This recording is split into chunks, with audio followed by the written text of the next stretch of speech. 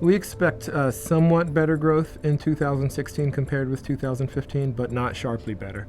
Again, GDP growth in 15 was similar to recent years. So we would expect it not to be very different in 2016, maybe a little bit higher.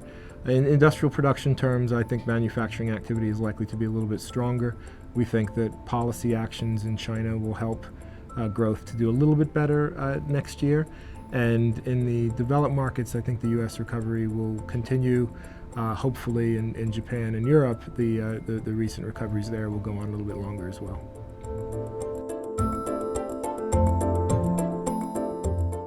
Well, there's two key risks. I think the one that most people in markets are very focused on is a sharper slowdown in Chinese growth. I think if Chinese investment growth were sharply weaker again next year, then you'd expect more of what we've seen this year with downward pressure on commodity prices and real stress, especially in commodity exporting economies.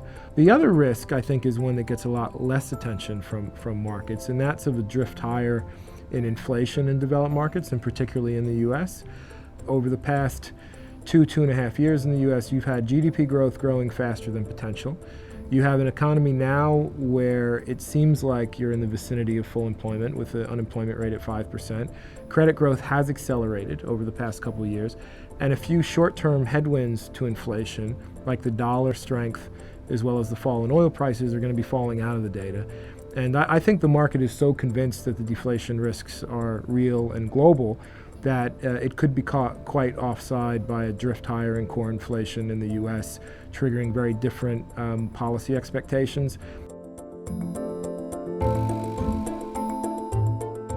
So in terms of monetary policy as a driver for markets, we did see much more sporadic behaviour in 2015 than perhaps we had been expecting, in that we had two phases where there were very strong drivers from QE or monetary policy expectations for the behaviour of the markets. But our expectation is that monetary policy is going to remain a very firm driver, and that comes partly from our expectation that the ECB is going to cut rates to more negative levels, and partly from our expectation that the Federal Reserve is going to start to raise interest rates. And we think the combination of those two factors will be extremely impactful for markets in 2016.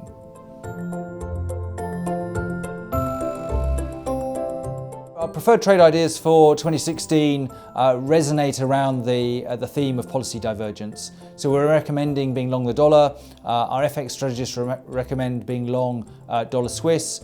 Our technical analysts also like being short euro dollar with an immediate target of a fall to parity and prospectively down towards the old lows that were seen back in the first year of EMU, so that would be 85 cents for the euro against the dollar. We also think that interest rate spreads between the US and the euro area are going to widen. Favourite expression of that is in the 5-year sector of the curve, where we think spreads can widen around 50 basis points from current levels.